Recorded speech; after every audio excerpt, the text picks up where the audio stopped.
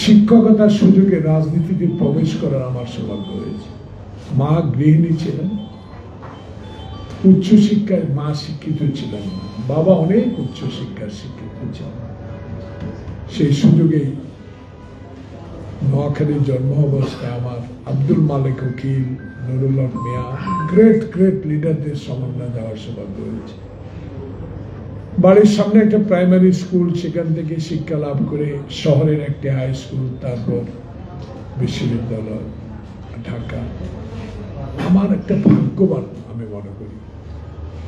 আমার কাছে প্রায় 150 নেতার ছবি আছে আমার সাথে, যারা এখনো এর মধ্যে 130 হইতে 35 জন নাই পৃথিবীতে। একটি কথা বলতে চাই, উল্লেখ করতে চাই, ইতিহাস কথা বলে। আতাউর রহমান খান চিফ মিনিস্টার ছিলেন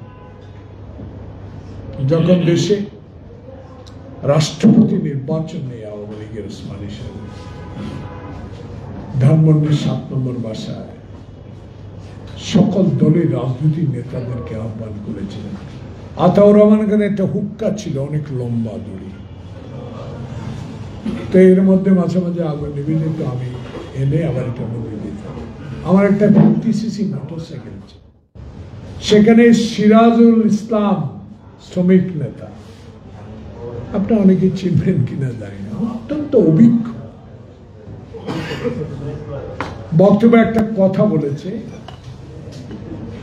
যে দেশ এমন এক পর্যায়ে আসবে, আজকে যদি রাষ্ট্রপতি নির্বাচনে ওসমানীকে জয়লাভ করা না যায়, আপনাদের জন্য কঠোর অবস্থা বিরাজ করবে পূর্ব পাকিস্তানে, বাংলাদেশে। সেই কথাটা মনে করলাম এই জন্য, এই দেশের সার্বিক এখন রাজনৈতিক পরিস্থিতিটা কে কোন দিকে নিয়ে যাচ্ছে, কাকে বিশ্বাস করব? আমি মুসলমান, আল্লাহ রসুলকে আমি বিশ্বাস করি। রাজনৈতিক কর্মী দ্বিধাহীন চিত্তে সততার সহিত আমার নেতা শহীদ জিয়ার আদর্শকে লালন করে আমি রাজনীতি করি। কিন্তু বাংলাদেশে আমার মনটা এত খারাপ হয়ে যাচ্ছে, প্রত্যেকদিন আপনাদের পত্রিকা, টেলিভিশন, ইউটিউব, সামাজিক যোগাযোগ, সকাল থেকে নামাজ পড়ে আর ঘুমায় না, উঠে যখন পড়তে দেখে মনটা খারাপ হয়ে যায়। কি জন্য দেশ স্বাধীন করেছি? কার কথায় দেশ স্বাধীন করেছি? কার আহ্বানে দেশে হাফ প্যান্ট পরে যুদ্ধে চলে গিয়েছে? বাবাকে 17 মাইল রিক্সার নিচে পায়ে উঠিয়ে রাজাকাররা ধরে নিয়ে গেছে নোয়াখালী শহরে, তোর ছেলেকে ইন্ডিয়া থেকে ফেরত আনতে হবে। এইসব দৃশ্যগুলো মনে হয় আজকে ব্যথা পায়। প্রিয় ভাইয়েরা, আপনার মতো একজন গুণীজন সচেতন ব্যক্তিকে বাংলাদেশে এমন একটি স্থানে বসিয়েছে যে ব্যক্তিটি 3 মাসের মধ্যে একটা নির্বাচন করার যোগ্যতা ছিল, কেন 9.5 মাস অতিবাহিত হলো? আমি একজন রাজনৈতিক কর্মী হিসাবে আমার বিবেকের কাছে আমি নিজেই প্রশ্ন করে উত্তর পাই না।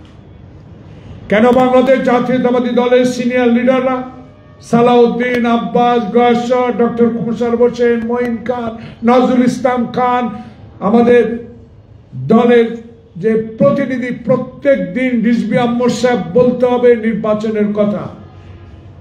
আপনার কি মনে পড়ে না শাহাবুদ্দিনকে চিনেন না?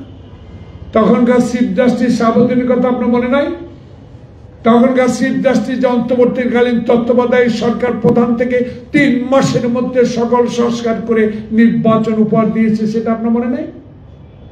আপনাকে কেন 9.5 মাস অতিবাহিত করতে হবে?